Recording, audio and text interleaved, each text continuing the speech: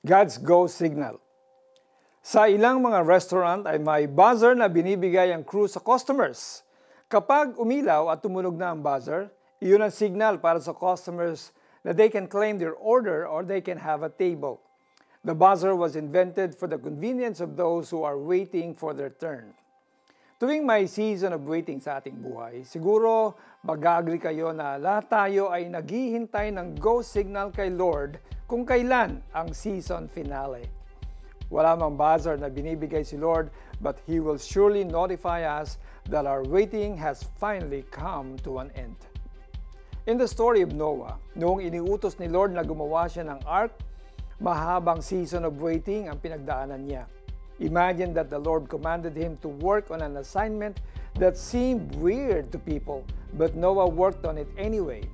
Ang maayos niyang relasyon sa Panginoon, ang kanyang naging kalakasan. Noong bumaha at ang buong sangkatauhan ay nalipol maliban sa kanila, ilang daang araw pa ang lumipas bago ibinigay ni Lord ang go signal na tuyo na ang mundo at pwede na silang bumaba mula sa ark. In our season of waiting, may we all be reminded that God will accomplish what He has started in our lives. Be assured that He loves you and will take care of you. He will give you the go signal.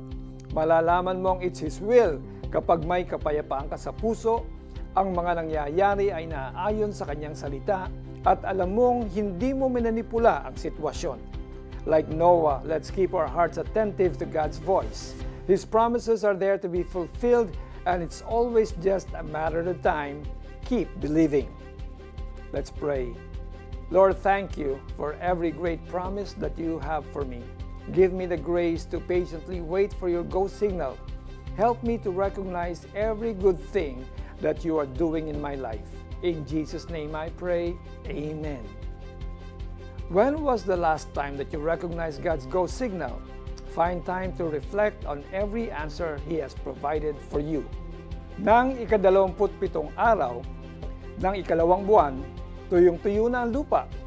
Sinabi ng Diyos kay Noe, lumabas ka na sa barko, kasama ng iyong asawa, mga anak at mga manugang.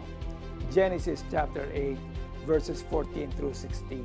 Ako po si Alex Tinsay na nagsasabing, ang pagsunod at katapatan ang siyang tinitingnan ng Diyos sa ating mga puso.